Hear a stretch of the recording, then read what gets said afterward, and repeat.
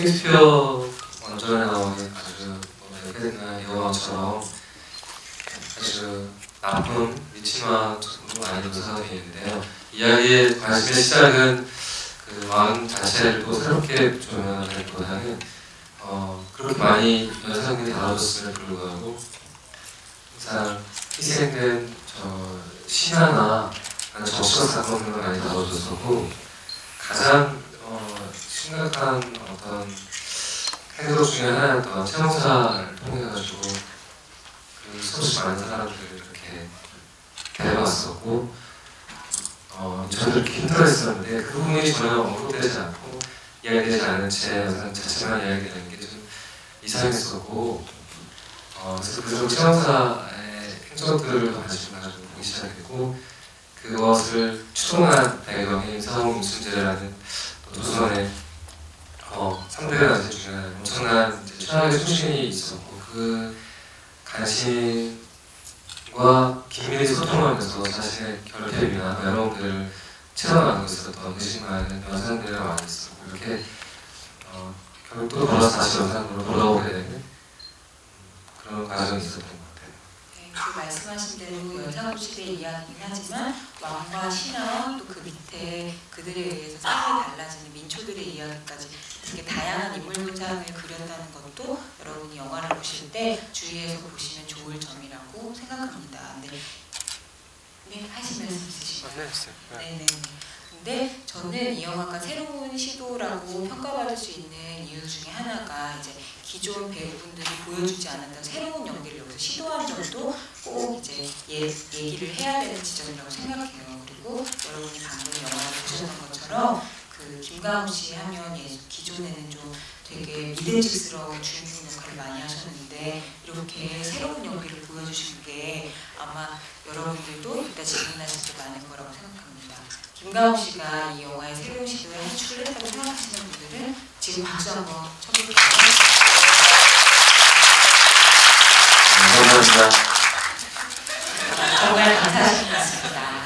네, 그래서 여쭤보려고요. 기존 이미지랑 다른 이 연기, 매번 폭발해야 되는 연기를 하셨는데 배우분께 연기하시면서 좀 새로운 기분을 느끼셨다거나 새로운 경험이라고 생각하신 점이 있으셨나요?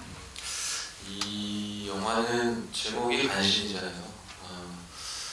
제가 물론 매 장면마다 임팩트 있는 연기를 보여야 하지만 또 간신들 천선진 선배님이나 아니면 주지은 씨도 그 강력한 왕에게 옆에서 간신의 또 다른 모습이 나오는 거니까 욕심 같아서는 뭔가 좀 더 연산군의 입체적인 모습들을 보여주고 싶었지만 그러기에는 이 영화에서 제 욕심일 뿐이고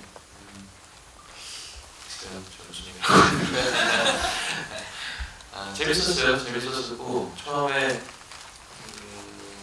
생각했던 연산군의 모습 그리고 제가 생각했던 모습과 감독님이 시나리오에서 또 역사적으로 사실을 가지고 바탕으로 만드신 모습들이 우리가 알고 있던 그냥 단순한 폭군이 아닌 조금 더 예술가적인 모습들이 있었으면 좋겠다라는 결론을 감독님과 같이 얻었던 것 같아요. 이게 사실 그 책에 보면 나오는 실록에 보면 굉장히 시도 잘 쓰고 춤에도 능하고 노래도 잘하고 다양한 모습들을 그려내고 싶었습니다. 근데 그냥 너무 못되고 세기만 한가요? 여러분 보시기에 어때요? 고개 부리부리하지 마시고 소리 내서 말을 해주시면 좋겠습니다. 어떠셨어요? 슬프셨어요? 연상분이 슬프셨어요? 불쌍하셨어요? 네. 사실은 제가 듣고 싶었던 얘기 중에 하나가 그거였어요. 연상분은 그냥 단순히 못되고 폭군이 아닌 저 사람에게 연민을 느꼈으면 보시는 분들이 그랬다면 저는 어느 정도 보람이 있고 성공을 했다고 생각하거든요. 그래서 좀 그게 굉장히 궁금했어요. 고개 끄덕끄덕 해주시는 분이 계시나요? 왕이지만 한 인간으로서 되게 외롭고 그 슬픈 게 약간 공감대가 형성이 됐었어요. 제가 메가박스에서 외곽 토크 몇 번 진행해봤는데 이렇게 소극장에서 대화하듯이 분위기가 느낌이 드는 일인데 오늘 분위기가 굉장히 훈훈한 것 같습니다. 앞으로도 제가 말하고 있더라도 어느 분이라도 말하고 싶으시면 아무 때나 말씀하시기 바랍니다. 근데 네, 말씀하세요. 그러니까 그게 굉장히 어려운 점인데요. 사실 윤석열은 성장 과정, 실제 성장 과정 살펴보면 굉장히 불쌍한 사람이고 굉장히 드라마틱한 사람이고 사실 그렇게 여자는 찾을 수가 없었는데 아버지 성종, 마마보이에 불러있고 인수대리인 엄마의 휘둘려서 결국 와이프를 죽인 참 힘없는 마음 중에 하나고 공부만 열심히 하고 그래서 여자들한테 계속 스트레스를 줬고 신하들이 아빠는 모범생인데 너는 참 공부도 못하는구나 맨날 그렇게 억압적으로 신하의 권위를 마음을 두는 권위를 계속 보여주면서 자랐기 때문에 여자는 필요한 점이 있고 그렇게 하는데 영화 속에서 이제 실제 역사 속에서 행정이나 맥락을 보면은 결국 굉장히 나쁜 왕이죠. 나쁘게 정리된 왕이기도 하고 마지막 중종하죠 사람들에게. 영화 속에서는 이를 굉장히 나쁜 결핍을 가져서 예술적으로 탈출을 하려고 했을 왕을 그리는데 그 왕이 그냥 박제화된 그냥 딱 총으로 딱 쏴서 딱 죽고 그냥 이렇게 퇴장하면 손쉽게 이렇게 처리할 수 있는 그런 표면적인 나쁜 사람은 아니어야 된다고 생각했었고 그러면서 입지장을 찾고 싶긴 했었어요. 근데 그 지점이 사람이 불쌍하다고 생각됐을 때 왜 불쌍하다고 생각되는지 그 지점이 사실 또 굉장히 중요한 지점인 것 같아요. 왜냐하면 나쁜 사람이니까 그것이 이 나쁜 사람을 나쁜 사람 입체장을 준다는 것이 나쁜 사람을 결국 궁극적으로 그 사람이 인정하고 옹호하고 그 사람이 저질렀던 이 채용의 역사를 또 그렇듯하게 미화하는 과정이 돼서는 안 되기 때문에 어느 정도까지 여민을 주고 어느 정도까지 입체장을 줄 것인지에 대해서 고민을 안 했던 것 같아요. 네, 그 비단 또 연장뿐만 아니라 영화에 등장인물이 굉장히 많아가지고 그런 모든 조율을 인물마다 하셨어야 될 거라고 생각합니다. 네, 그 질문을 제가 나중에 또 드리기로 하고요. 네, 먼저 이거부터 여쭤볼게요. 근데 감독님은 아무도 김강호 씨한테 그런 난폭한 이미지를 보지 않았을 때 어떻게 영상미를 맡겨야겠다고 생각하신 거예요? 잘 어울리지 않나요? 사실 저도 제일 궁금했었어요. 근데 네. 감독님한테 안 여쭤봤던 것 같아요. 왜냐면 몰라요. 왜 안 여쭤봤는지 모르겠어요. 감독님이 술을 안 드세요. 원래 감독님이랑 배우가 대화를 제일 터놓고 하는 순간은 사실은 술을 먹고 왜 저를 왜 이렇게 생각하시려고 했어요? 이렇게 딱 까놓고 물어봤을 때 대답을 들을 수 있거든요. 그게 제일 솔직한 대답이에요. 근데 술을 안 먹으니까 괜히 민망한 거잖아요. 왜 저를 선택했어요? 이렇게 물어보기가. 이 자리를 빌려 여쭤봐야겠네요. 네, 됐습니다. 사실 이제 답변하고 잠깐 끌어치면서 한번 본 적이 있는데 워낙 성실하고 바르고 굵고 다른 영화에서 열심히 뛰어다니고 부지런하고 어떤 제 생각에는 예측 가능한 이제 김강호라고 하면 예상되는 어떤 이미지가 있다고 생각했었어요. 배우이기도 하고 본인 스스로 그 영역을 뛰어넘는 미래의 욕망이 당연히 있을 거라고 생각했었고 사람들이 보기에 이 얼굴과 기존 이미지에서 어울리지 않는 부분을 볼 때 훨씬 사실적이고 충격적이고 과학적이지 않게 다 실제 상당히 잘 다가갔다고 생각했었고 그래서 내가 만약 김강호라는 배우가 다시 언젠가 영화를 다시 하게 된다면은 그 기존 이미지는 굉장히 다른 굉장히 아픈데 전형적으로 나쁜 지점이 아니라 전형적이지 않은 어떤 악인으로 만나도 된다고 생각했었어요. 그래서 제안했을 때 흔쾌히 받아들이고 춤의 바탕으로 재밌게 작업이 되는 것 같아요. 물론 이제 분 안에 부러움도 있었을 것이고, 저도 이제 미지의 도박이 실험이니까 떨리는 지점이 있고, 그래서 배우와 승부를 좀 나누게 되는데, 근데 묘하게 이제 내가 내 안에 모든 것들 유승용 씨를 캐스팅했을 때 여자 스태프들은 막 비명을 지르고 절대 안 된다고 시간적으로 원빈으로 써놓고 유승용 어디서 캐시자 사랑으로 왔습니다. 추천하면 안 되냐고 모든 수를 추천하려고 이제 그런 이제 반대로서 끌고 나갔었어야 되는데 묘하게 이제 김강호 씨는 인간물을 연상을 하나 했을 때 모든 사람들이 잘 어울릴 것 같은데요. 그리고 오히려 신선한 캐스팅이라고 모두가 이렇게 느끼는 걸 보고 굉장히 다른 케이스이긴 한데 김강호랑 다르게 반하던 새로운 모습에 대한 우리들의 마음도 다 비슷했던 것 같아요. 제가 박수 치는 거 좋아해가지고 김강호 김강호 잘 어울리죠? 저도 생각했습니다. 근데 저도 약간 얘기해주신 아까 관객분하고 공감하는 게 말씀에 저도 연사분이 아니 저런 미치광이가 그렇게 예측을 못하는 미치광이가 이렇게 보다가 그 사람이 불쌍해지는 지점이 그 임순재한테 자기가 되게 자기를 믿었다고 생각하는 그 한 사람한테 나중에 그 시조로 자기를 뭐라고 하는 얘기를 들으니까 순간 자기를 죽여달라고 하는 지점 있잖아요. 그래서 그 장면에서 저 사람이 서로 오만 가지 생각을 진짜 다 하겠다는 생각이 들었거든요. 근데 이 연기하신 배우 입장에서 그 장면에서 충재한 그런 말을 하기까지 어떤 신경이었을지 어떻게 생각하셨는지 궁금합니다.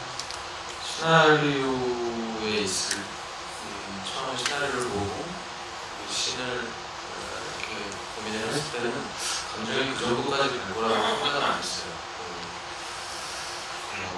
그 정도까지는 절대 안 나올 거고 어느 정도 그 진심이 있겠지만 그렇게까지 절절하게 표현이 될 수 있을까?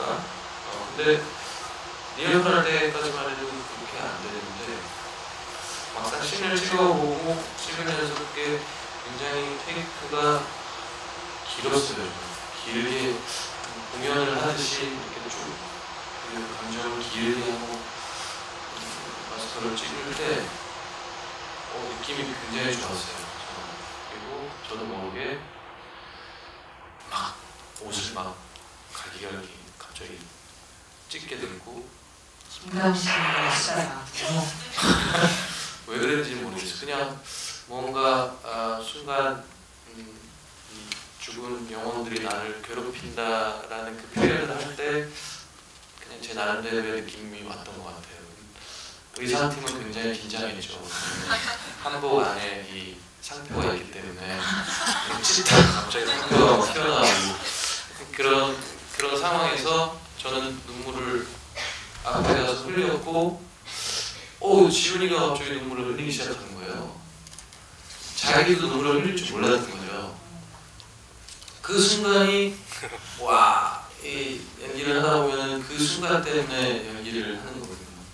뭔가 서로 먼저 얘기하는 것도 아니고 짠 것도 아니고 뭔가 진짜 서로 감정을 받아가지고 눈물이 나는 순간 너무 좋았어요. 저는 너무 좋았고 이 씬이 아까 기자님이 말씀하셨지만 연상에 있어서는 정말 큰 연민을 느끼게 만드는 가장 큰 비중을 차지하는 씬이라고 저는 하이라이트라고 생각을 했어요. 근데 감독님이 그 씬을 좀 중간에 약간 없어질 뻔했었어요. 정말요? 네. 여기서 감독님 말씀 들어보도록 그 씬은 유승재가 사실 울면 안 되는데 저는 그렇게 생각했었어요. 용은 시나리오에도 이제 울컥이라는 게 묘사가 되는데 유승재는 거기서 이제 좀 뻔뻔하게, 더 냉정하게 미치지 않고 단세를 살 수 있겠습니까? 라고 던지는 말이 목숨을 걸고 던지는 말이라서 그 말을 던지고 그리고 이제 자신이 피바다로 사람들을 다 죽였던 그 망명에서 만 명의 여자를 다쳐도 결핍이 채워지지 않고 외로움이 채워지지 않고 그 보호의 두려움과 이런 것이 찢어지지 않는 저 모습을 보고 그 다음에 울 수 있을 것 같은데 여기서 흘리는 눈물 뚝이 너무 강렬했는지 갑자기 주신 눈물 뚝을 두두두두 이렇게 하니까 안돼 하는데 그 전체 씬을 거의 한 테이크로 테이크로 찍다 보니까 둘이서 그냥 서로 에너지를 주고받으면서 자기네를 말에 교감 속에서 이제 그 씬이 에너지가 커져가지고 왜냐하면 사실 순재는 또 뒤에 울 일이 많이 나와있어. 앞에도 울고 이제 울더라고요.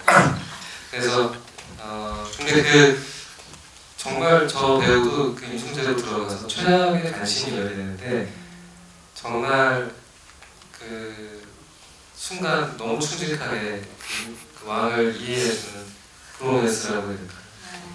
어렸을 때부터 같이 나쁜 짓을 공유해온 공공자로서 외로움과 결핍까지 모든 걸 이해하고 허무주의에 빠진 왕을 이해해주는 그 진심으로 들어간 맥락을 다시 진심으로 하지마.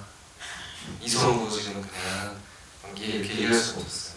이번 배우들이 가져가는 마치 연극 무대처럼 축구처럼 야구는 이렇게 제가 번트에 이렇게 할 수 있지만 축구는 그냥 차고 싶으면 차잖아요. 그런 것처럼 그 시는 배우들에게 선물이 되는 시였고 그 시조의 내용 실제 여사분이 옛날에 지었던 시 두 시가 다 그런 시고 그리고 인생이라는 게 프리패러치 있을 것 같다는 게 그 반주함으로 이제 잡혀가기 망한 2주 전에 썼던 시예요. 달모스랑 같이 권력을 이렇게 쌓아서 내가 마음껏 살고 있지만 근데 결국 죽으면 죄가 되고 아무것도 아니지 않나라는 이제 극도의 황주에 빠져있다는 용의 이제 마음속에 실조 있는 이제 그 기록을 가지고 그 시를 구성을 하더라고요.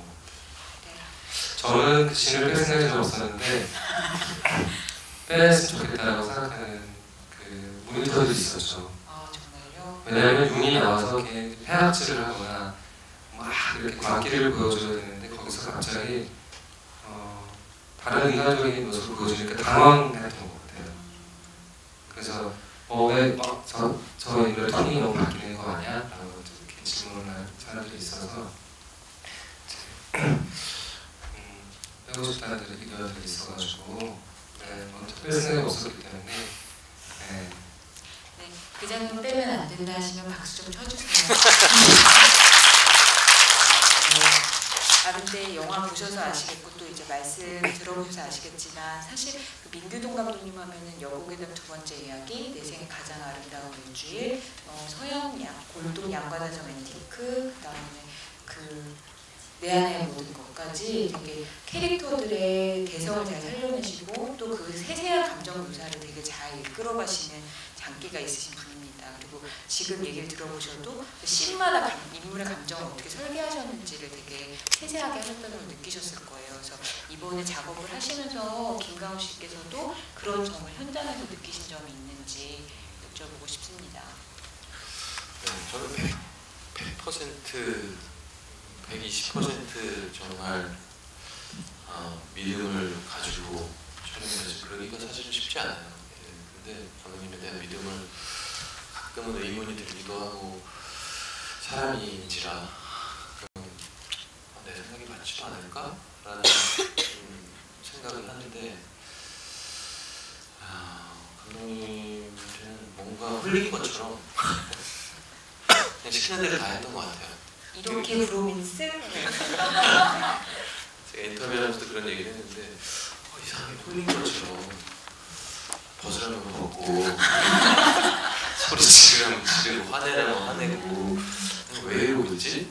근데 그거는 그만큼 타락하기 때문이고 또 촬영에 들어가기 전에 프리 단계에서 연애를 하듯이 수많은 대화를 했고 수많은 문자를 24시간 주고받고 정말 누가 보면 정말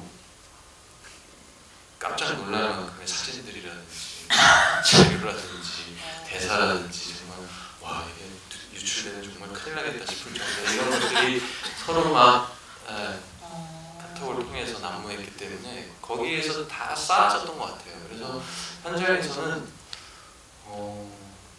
조금의 지지부진 아니면 망설임도 없었고 그리고 이 영화는 그냥 제 나름대로의 그냥 다짐은 내가 현장에서 지지부진하고 뭔가 엉거리는 모습이 보인다면 큰일 날 것 같은 생각이 들었어요. 그냥 지르는 대로 용감하게 쭉쭉 가줘야 다른 캐릭터들도 이 인물을 보고 반응을 하지 어떤 장면에서 이건 조금 더 고민을 해봐야 되고 뭐 이렇게 되면 저 역시도 에너지가 크게 떨어지고 영화 자체도 에너지가 크게 떨어진다고 생각했어요. 그래서 그런 부분에 있어서는 감독님이 여우신 것 같아요. 마성의 남자 감독님께 어떻게 이렇게 배우들이랑 밀당을 잘하시는지 여쭤봐야 될 것 같은데. 저는 사실 배우도 너무 어렵고 배우가 제일 무서워요 사실. 근데 영화에서 저는 뭐 미술도 있고 시나리오도 있고 여러 가지가 있는데 배우가 다라고 생각하는 사람이라 다 이거 하나만 가지면 저는 배우만 있어야 된다고 생각하거든요. 다른 수식 필요 없이. 그게 이제 그래서 저는 어려운 문제죠. 저는 술을 안 마시기 때문에 배우들이 아주 짧은 시간에 이제 이렇게 단시간에 가까워지고 속내를 이렇게 서로 교환할 때 술을 많이 필요로 하고 배우들 술도 많이 좋아하고 근데 이성균 씨가 그러더라고요. 저는 처음 만났는데 저는 스파게티 다시 먹었어요. 네, 아까 술 마실 생각을 갖다가 스파게티 먹고 헤어지지 않고 제가 처음 먹었거든요. 그러니까 굉장히 이성적이고 정상적인 상태에서 대화를 많이 하니까 저는 그게 익숙한데 술 마시는 것처럼 살아가니까 그냥 항상씩 그런 점에서 답답한 부분도 좀 있었을 것 같고 사극이라서 특히 왕이 혼자만 나올 신이 있나요? 없죠. 단독 신이 없는 엄청나게 많은 사람들 남자 여자 신하들 큰 사람이 있고 그래서 한 사람에게 집중해서 한 사람과 일도 있는 이야기를 나누지 못한 첫 영화인 것 같아요. 여기다 두 번째 이야기 이후로 항상 단시에 샷이 많이 나온 영화가 배우들 저는 이제 예전 영화가 진짜 준다고 생각하지만 받는 사람 입장에서는 다 눈에 나누어지니까 그런 지점에서 많이 챙기지 못하는 게 미안함이 있고 그래서 사전에 미리 많은 얘기를 하는 게 현장에서 저도 이렇게 100% 120% 신뢰를 받는 경험이 많지 않고 늘 이제 의심과 의혹 속에서 어려운 고통을 많이 하는데 그것이 더 큰 책임으로 더 잘 제가 내 캐릭터로 잘 표현해야겠구나 이런 책임감으로 많이 가더라고요. 그리고 이제 이렇게 에너지를 급격히 소모해야 되는 시들이 워낙 많기 때문에 그거를 거기서 너무 오래 생각하고 이렇게 저렇게 해보고 막 그렇게 하니까 좀 어려운 시들이 많아서 이렇게 첫날, 첫 씬, 첫 촬영하고는 괜찮다고 생각했어요. 첫 씬이 그 말교미 장면 그리는 날 이제 남한산성에서 찍는 건데 촬영한다고 그럴 때 이제 벌떡 일어나서 좋아 그랬던 야외에서 텍스트에 건조하게 써져 있는 내가 진짜 조선 전체를 알고 있어 라고 질문할 때 거기서 이제 우울증과 강박 속에서 그 대사를 표현하는 것으로 좀 전에 가봤는데 그때 이제 그날 그리고 말교미를 보고 그러니까 실록에 말교미를 정원에서 보았다라고 되어 있는데 저희 영화는 말교미를 그림 그리는 것으로 바뀌어진 거거든요. 그 그림 그릴 때 표정과 호흡과 자세와 이런 것들을 그날 찍고 이 사는 분은 그냥 실제 시나리오에 쓰인 것보다 훨씬 살아있고 멋진 연상이 되겠구나 그런 확신이 컸던 것 같아요. 방금 말씀하신 것처럼 이 영화 그리는 에피소드가 많은 부분 역사적 문헌이나 고증에 바탕을 두고 있다고 들었어요. 그래서 감독님이랑 인터뷰 해보면 자꾸 역사 선생님처럼 이렇게 나오더라고요. 그래서 그게 그런 걸 거의 다큐멘터리처럼 그려야겠다라고 마음을 먹으신 이유가 궁금합니다. 그러니까 사실 말고이가 나오면 지금 생뚱맞잖아요. 지금 이상하지 않았어요? 다른 영화에서 잘 안 나오니까. 안 나오나? 네. 그렇구나. 네. 그러니까 실제 옛날 이모텐 감독님이 여산육이라는 영화를 한 18년 전인가 만들었었는데 그때 말고이 장면이 나와요. 그때는 이제 따로 찍어서 이렇게 스크린 합성해서 이렇게 블러 처리해가지고 신록에 나오는 워낙 유명한 장면이고 그 채용사가 실제 여자만 데려오라는 게 아니라 미녀와 말을 수집해오게 했어요. 채용 준사람 실제로는 준말을 데려오게 했었고 말에 대한 집착이 엄청났고 말 성기 요리를 즐겨했고 사냥을 너무 즐겼다고 말 위에서 거꾸로 물구나무 서고 말을 탈 정도로 엄청난 그 에마 임금이죠 사실. 그러니까 그런 맥락에서 이렇게 그냥 왕이 계속 의자에 앉아있는 순간에 영화에서 좀 없어야 된다고 생각했어. 그 왕이 일상을 그릴 때 그냥 상상력이 아니라 그래도 실제 존재했었던 이미지를 많이 촬영하기를 바랬었고 뭐랄까 그런 걸 그릴 때, 그런 걸 묘사할 때 기존의 영화랑 다르게 좀 더 사실적으로, 다큐멘터리적으로 왕이든 또 잡혀온 여자들이든 그렇게 애써서 좀 가리고 그런 것보다 그 얻었던 흑역사의 순간을 정면으로 무시하고 인정하고 그 불편함을 직접 느끼고 그것이 잘못된 정치로 폐해가 어떤 것인지 느끼고 그 현실을 지금의 현실에 적응해 볼 수 있게 하고 그러면서 그 과거로부터 저는 자유로워질 수 있다고 생각했어요. 그걸 잘 모른 채 불행식을 그랬지 넘어가는 것보다 예를 들어서 청원 시간에 나를 너무 많이 쓰잖아요. 그 뜻을 아는 사람이 거의 없죠. 근데 이 영화 보고 나면 이제 저 고통의 역사가 완전 탈색되고 너무 가벼운 단어로 쓰인다는 자체가 저 역사, 저 순간을 보고 싶지 않은 우리 마음이 있는 거죠. 너무 힘든 역사. 특히 여자들이 힘겨웠던 역사는 역사 속에서도 여자들은 엑스트라이기 때문에 그거 자체에 대해서 학자들도 큰 의미를 두지 않았고 계속 사화를 중심으로 이제 다루고 막 이런 느낌들이 좀 안타까웠기 때문에 힘든 점이 있어도 좀 사실적으로 묘사하려고 했었던 것 같아요. 이 영화 보러 오신 개봉 전에 이렇게 보러 오신 관객분들이 궁금한 게 많으실 거라고 생각해요. 개봉전에 달려오신 정성이나 이런 건 대단한 거라고 생각하시는데 근데 또 어려운 수업도 있고 불안한 수업도 있고 그런 것들이 어떻게 소화가 되는지 여성관객분들은 그 의미나 의도나 이런 것들이 어떻게 또 이어졌었는지 궁금합니다. 네, 그래서 영화를 보신 감상을 나눠주시거나 아니면 궁금한 점이 있으신 분은 객석으로 지금 마이크를 드리려고 그러거든요. 손을 들어주시면 마이크를 드리도록 하겠습니다. 저희 특별히 오늘 로즈데이라서 질문해 주신 분들에게 콜라하고 초콜릿을 나눠드릴 예정이에요. 초콜릿 때문에 질문하시는 분은 없으시라고 생각하지만 질문 있으시면 손을 들어주시기 바랍니다.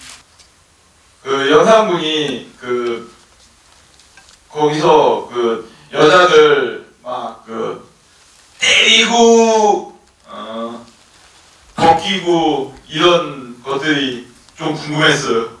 그런 연기를 하실 때 어떤 어려움이 있으셨는지 심정이 어떠셨는지 여쭤볼까요? 예. 네, 알겠습니다. 마음이 편하지 않았습니다. 네, 마음이 편하지는 않고 제가 그 질문에 나타나는지는 모르겠지만 유영 씨와 또 지현 씨한테 좀 미안한 부분이 있어요. 그거는 현장에서 제가 좀 다정하게 사근사근하게 대해주지를 못했어요. 그거는 두 가지 이유가 있었는데 어떻게 보면 폐기가 될 수 있는데 제가 사적으로 촬영장에서 좀 더 친근한 모습을 보여준다면 경험이 아무래도 조금은 많지 않은 친구들에게 촬영하면서 그 눈빛이 과연 진짜 나올까라는 걱정이 있었어요. 그러니까 그건 저만의 좀 걱정이었던 것 같아요. 그래서 그런 부분에 있어서 다정하게 대해주면 되고, 또 현장에서 사적으로 이런저런 이야기 농담할 수 있는 에너지도 없었어요. 그러니까 그런 부분들이 그 다른 그 두 친구들 또 차지현 씨랑 또 다른 느낌이었어요. 장수랑은. 근데 그분들에게 그런 미안함이 있었고, 너무나 고생을 많이 했죠. 그 겨울이었고 그 옷 보시면 알겠지만 정말 영화에 나시고, 저는 안에 내복도 여러 개 끼어 있고 양말을 몇 개씩 신고 그랬는데 너무나 고생들을 많이 해서. 근데 어떻게 했어요? 시나리오 이렇게 써 있고 캐릭터가 그러니까 그렇게 가는 수밖에 없는 거예요. 수고하신 임지은 씨, 유영 씨, 차지현 씨한테 고맙습니다. 또 마이크 저기 네, 연배가 좀 있으셔서 너무 궁금합니다. 어떻게 보셨는지. 부부가 함께 오신 것 같아요.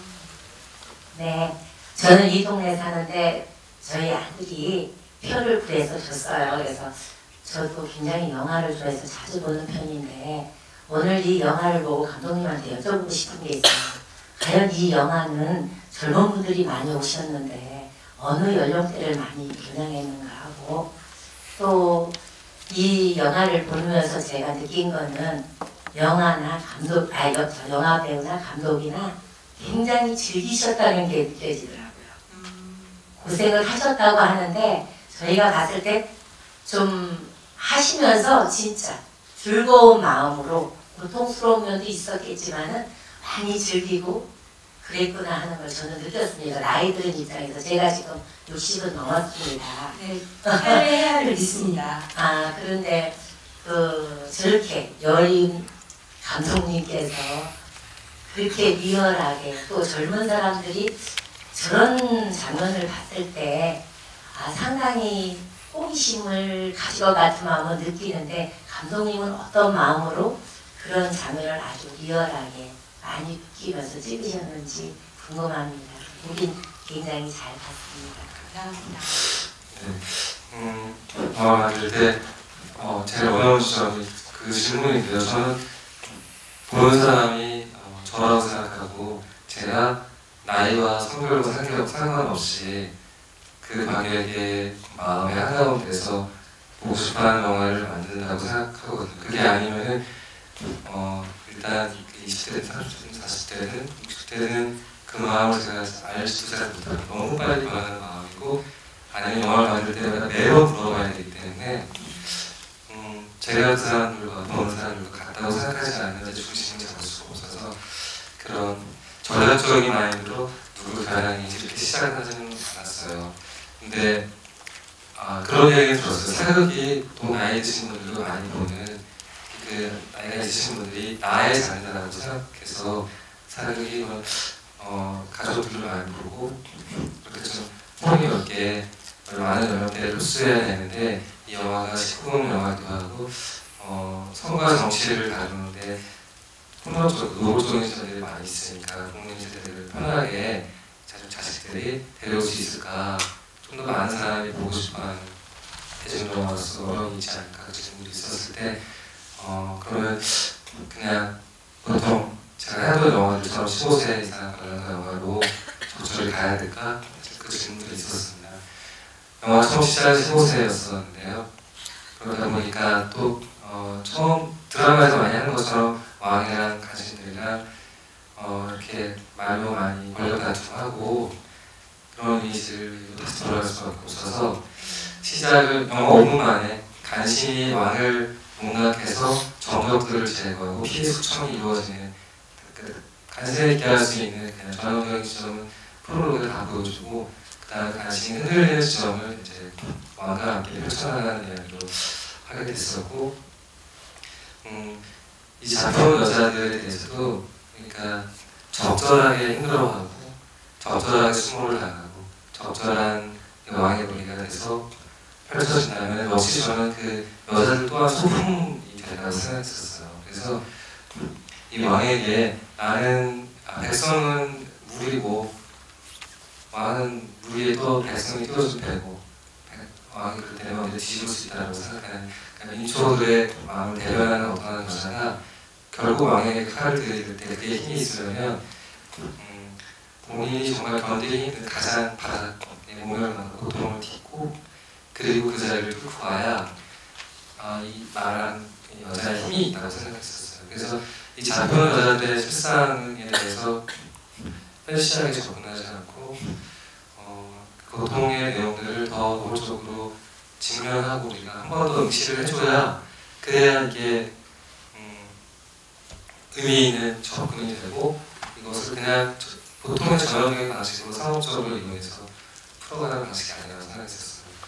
즐기면서 찍기는 좀 어려웠었고 모든 배우들이 힘들어하고 어려워하고 심리적으로 많은 대화를 필요로 했기 때문에 또 마찬가지로 저는 뭐 수다사에 많이 부탁을 했는데 영화 노출로 마케팅이 되어서는 절대 안 될 것 같다. 왜냐하면 치킨 것도 보셨지만 저는 여자를 예쁘게 그리는 것에 대해서는 관심도 많고 재주도 있다고 생각하는데 이번 영화 시작할 때는 영화를 그냥 에로틱하고 성적 흥분을 목표로 하는 자극적인 지점으로 연출해서는 절대 안 된다고 생각했었어요. 왜냐하면 잡혀온 여자들의 상황이 정서적으로 기분이 좋을 수 있고 밝을 수 있는 상황이 거의 없었기 때문에 물론 일반적으로 희생자로 그리지 않기 위해서 권력을 탐했던 설중매 같은 대칭 구도를 만들긴 했지만 단위로 상징되는 억울한 사람들의 내용은 이것이 더 다른데 중세시대 이름도 없고 교체도 아니고 악세사리, 남자 악세사리 불과했던 그 여자들의 참사과 그 힘겨운 지점에 대해서 별로 물러섬이 없이 다큐멘터리적으로 표현을 하는 게 맞다. 그럴 때 이제 이 노출이 의미가 있고 그 다음에 여기서 결승여대면 같은 게 있잖아요. 왕이 실제 여자를 탐하는 장면은 하나도 없어요. 그 점은 정말 묘사하고 싶지 않고 왕이 여자로부터 취하는데요. 지금은 예술적 관계에 도피처를 찾던 왕이 나의 명령, 권력을 얻기 위해 너희들이 내가 시킨 대로 다 하고 있지라는 완벽한 순종을 보고 자신이 그림이 완성되는 순간에 쾌락을 느끼는 방식으로 표현이 됐고 그때 영화에서 결정적인 이미지는 두 여자가 승부가 끝나고 결정적으로 이제 껴안고 왕이 이제 설중매의 몸을 베려고 할 때 둘이 벌거벗이 껴안고 왕의 칼에 맞서서 죽이지 말라고 버티잖아요. 그런 여자들 간의 연대가 여성들의 유대감으로 결국은 서로가 적어내고 분노의 대상이 왕을 향하고 관심을 해야 된다는 각성의 순간이 있기 때문에 그 인물들이 그 의미를 모르는 노출을 하는 방식이 아니라 성숙해지는 순간이 있다면 노출의 의미가 있다고 생각했었어요. 또 아마 그 즐겼다고 생각하시는 분들 제가 남자이기 때문에 그런 말씀하시는 건지 아니면은 창작자 재밌게 즐겁게 그냥 그냥 좋게 봐주시면 같아요. 맨 처음에 어떤 프로를 찍을까에 대한 고민을 할 때 굉장히 각색이 많았었고 하나의 시점으로 달려가자고 결심한 다음에는 갈 수 있는 표현의 한계의 영역이 어디까지입니까? 라고 그냥 별로 물러섬이 없이 다 이렇게 되게 물죠. 여인 감독님이 드시던 물을 직접 드리고 계십니다. 네. 사실 그래서 어떻게 보면 어르신들은 좀 더 그냥 인생에 여력이 있으시고 그래서 더 편하게 보실 수도 저는 있을 것 같은데 일단 20대, 30대는 제가 영화를 많이 보시니까 이건 부모님한테 추천하기는 어려울 것 같다고 많이 또 생각하실 것 같은데 부모님은 어릴 때 그렇잖아요. 부모님 세상도 모르고 내가 어떻게 사는지도 모르고 부모님한테는 이렇게 성적으로 더 심각한 반론이 담겨있는 것은 잘 공유하고 싶어하지 않고 좀 그렇잖아요. 그 망설임이 뭔지는 잘 알 것 같고 그래서 남자친구랑 보지 마세요. 그건 뭐 그러니까 그런 지점들이 제가 보기에는 어쨌든 호불호가 있을 수 있는데 호불호의 논쟁이 이렇게 텅 관계 속에 던져지고 저게 불편하다면 저게 나는 왜 불편하지? 당신이 불편하지 않다면 어째서 이게 같이 불편하지 않지라고 이야기가 많이 생산되는 과정도 영화가 많이 이렇게 공유됐으면 좋겠다는 생각이 있어요.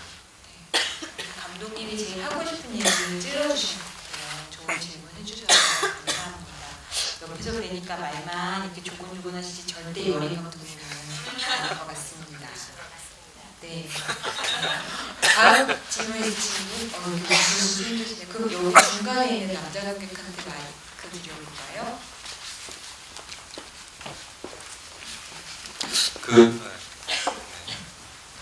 마이크라는 거는 보다가 막 이런 장면이 있으세요? 다? 많았어요?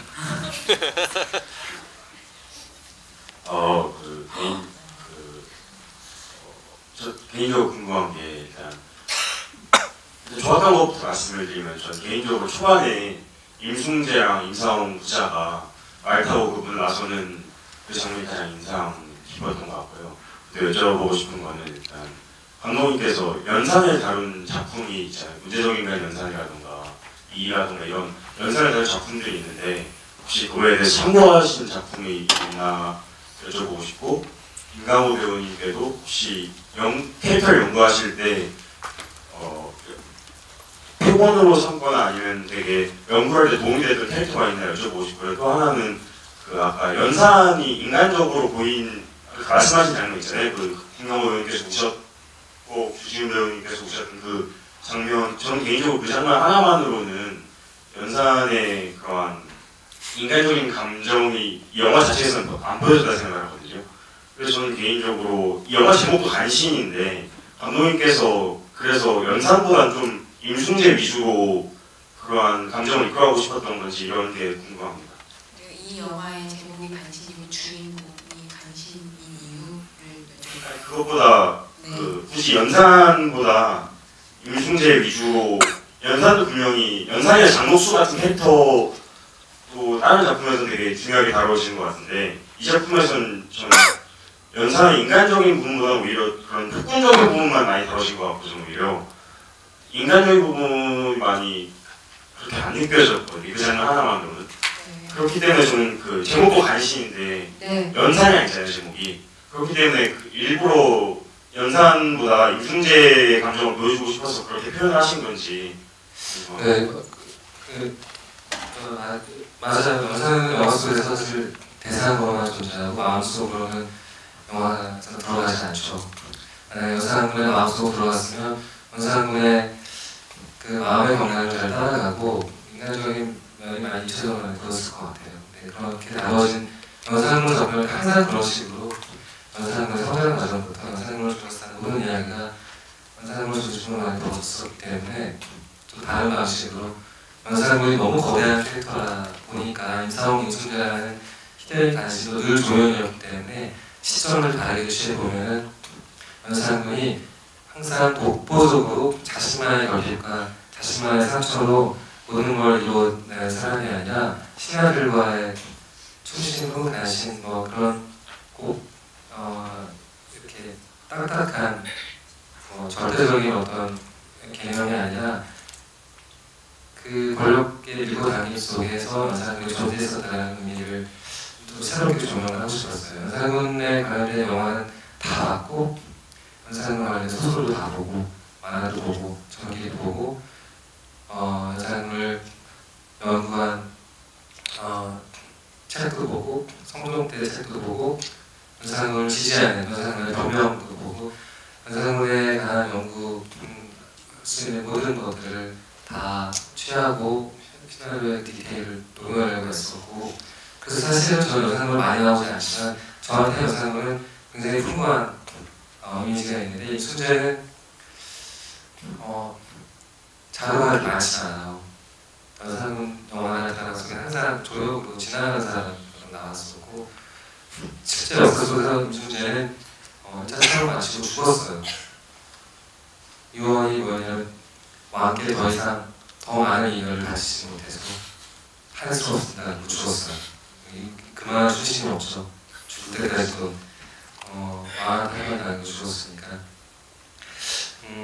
그래서 임성이 실제로 좀 이제 반정날로 죽고 다 부가탐시 당했었는데 그래서 임순재라는 인물이 가진 마음을 가지고 조금 더 자유롭게 왕과 다른 주변의 장목수 가신 유자왕, 장목수, 박원종 다 실제 존재를 가진 그 사이에서 권력의 허망함에 대한 질문을 던질 수 있는 그러니까 죽어도 용서할 수 없는 죄인이고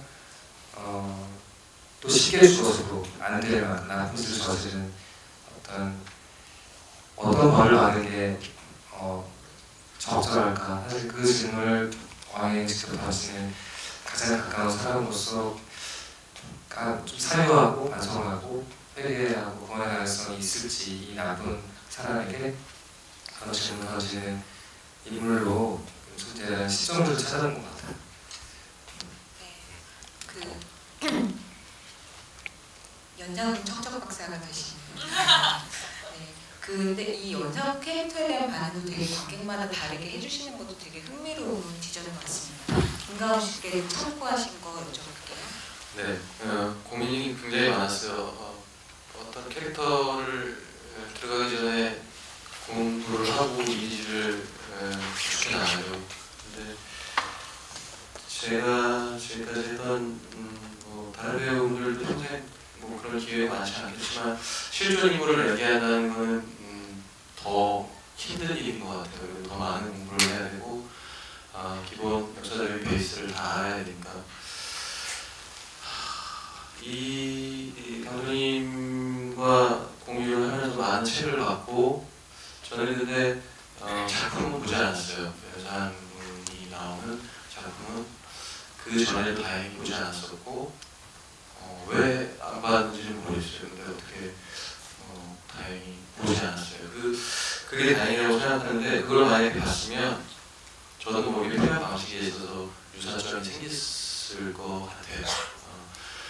그래서 이미지를 구축하면서 보통 인물이기 때문에 사람에서 따오죠. 근데 이 사람은 어떤 이미지를 촬영해야 될지 도저히 생각이 안 났어요. 제가 사람으로 본 거는 어디까지 가냐면 히틀러 동영상, 히틀러가 대중들을 선동하는 동영상 그걸 이렇게 구해서 보고 그래도 풀리지가 않았어요. 그래서 결국에 생각해낸 건 동물이었어요. 굉장히 사나운 이빨을 드러내고 있는 일이라든지 아니면 사슴의 목을 물고 있는 축사자 아니면 바로 앞에 먹잇감을 두고 있는 독사 이런 이미지들을 촬영했어요. 그래서 그거를 다 사진 자료를 뽑아가지고 방에다가 다 붙여놨었어요. 그러니까 지푸라기라도 하나 잡고 싶은 마음인 거죠. 그래도 풀리지 않는 거는 무언가 이 사람과 죽은 사람이지만 텔레파시를 어느 정도 통하고 싶은 욕심이 생겨서 집에서 나와서 일주일간을 방을 하나 구해가지고 빛을 다 차단하고 그 안에서 즉석으로 먹으신 음식들을 다 채워놓고 술도 종류별로 막걸리도 넣어놓고 와인도 넣어놓고 이래서 자고 싶을 때 자고 술 마시고 싶을 때 술 마시고 깨있고 다시 책 보고 다시 혼자 생각하고 배워보고 이걸 일주일 동안 이렇게 제 나의 계획으로 빛을 아예 안 보는 상태에서 살아갔는데 5일째 정도 되는 날도 안 풀렸어요. 근데 어느 순간 너무 술을 많이 마시고 화가 나서 제가 혼자서 막 욕을 하면서 내린 결론은 그래 그 시대에 살아본 사람이 뭐였지? 지금? 그냥 책으로만 나와 있을뿐이지 그거에 대해서 아무도 살아본 사람이 없기 때문에 다 똑같은 선에서 출발하는 거고 내가 그냥 밀어붙이면 이게 정답이라고 결론이 나왔어요. 그 다음부터는 이제 철회로 갔던 것 같아요. 그 과정이 너무 힘들었어요. 그 과정이. 왜냐하면 자칫하다가 외국 실존했던 인물이기 때문에 또 어쨌든 왕이었던 사람이기 때문에 왜곡을 시킨다거나 아니면 미화를 시킬 수 있는 제가 오류를 범할 수 있잖아요. 그런 부분에 있어서 굉장히 조심스러웠고 그 다음부터 표현은 오히려 근데 연산 같은 경우는 그런 폭력적인 모습들, 가학적인 모습들, 폭군의 모습들이 나오지만 한편으로는 또 장로수한테 기댈 때는 100% 너무나 가난하게 모습이거든요. 그거는 정신적인 상태가 그 순간에 멈춰있는 정신적인 결함이 있다고 저는 생각을 했고 그거에 대한 이미지 촬영은 제 아들들한테 얻었어요. 그냥 얘네가 엄마를 찾을 때, 배가 고플 때, 졸릴 때 자기들이 동물적으로 본능으로 느끼는 순간들, 그런 표정들, 절박한 표정들, 그리고 장난감이라든지 아주 얘네들이 좋아하는 거를 할 때 그 해맑음, 그게 연산의 눈에서 나와야 된다고 저는 생각을 했어요. 여자를 탐하고 싶어서가 아니라 그 여자로 인해서 그 안에서 다른 사람들이 보지 못하는 재미와 그 다음에 호기심이 가득한 눈빛이 나와야 연산군은 다른 지금까지 쓰는 연산군하고 차별이 있다고 생각해요. 그런 이미지들을 촬영을 했습니다. 김가옥 씨의 노력과 연기에 저희가 대화를 더 아까 손 드셨는데 못 드려서 죄송해요. 근데 이게 대관 시간이 있어가지고 얘기를 여기서 마쳐야 되는 벌써 훌쩍 11시가 되다 보거든요. 그래서 두 분의 마지막 인사 말씀 듣고 이 자리 마무리하도록 하겠습니다. 문제적 인간 연산을 또 다른 영화인데요. 다른 의미로 문제적인 영화가 됐으면 하고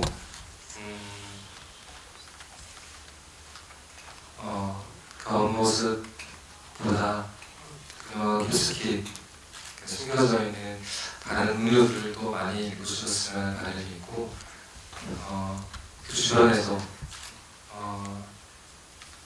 꺼려하거나 무서워하거나 불편해하는 심약한 분들이 있으면 사극의 전략이 사실 옛날에 있었던 일이기 때문에 지나간 이야기가 주는 안정감이 있는 거라 뭐 색다른 지점이 있는 영화니까 편하게 보고 얘기할 수 있게 추천해 주시면 고마울 것 같고 제가 만들었을 때는 그냥 관객의 눈높이가 높다고 생각하고 취향이 더 고급스럽고 기존에 보이지 않았던 이미지를 접할 때 한국 관객들이 생각하는 것처럼 혹시 품이 없다고 생각했었기 때문에 그 지점을 믿고 용기를 가지고 한번 광기 스펙트로 영화가 가진 다른 사극의 스펙트럼을 넓혀보려고 익숙한 것과 또 익숙하지 않은 것을 많이 조합해서 한번 만들어봤으니까 여러분들과 많이 공유 부탁드립니다. 도와주셔서 감사합니다. 배우가 연기를 할 때 제가 오랜 세월 연기를 하진 않았지만 느끼는 순간들이 있어요. 상대 배우한테 이 순간만큼은 정말 거짓말 안 하는구나.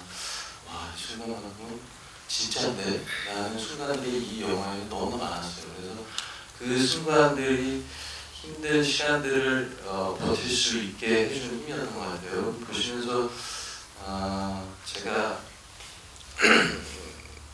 꼭 말씀드릴 수 있는 건 그 순간들 그리고 모든 배우들이 거짓말을 안 하고 모두 다 진심으로 연기를 했다고 저는 다음에 말씀드릴 수 있을 것 같아요. 그 재미를 한번 느껴보셨으면 좋겠습니다. 네, 고맙습니다. 이 시간까지 영화 봐주시고 말씀 다 들어주셔서 너무 감사하고요. 원래 이렇게 훈훈한 분위기가 여러분의 중심으로 많이 퍼졌으면 좋겠습니다. 안녕히 돌아가세요. 감사합니다. 감사합니다.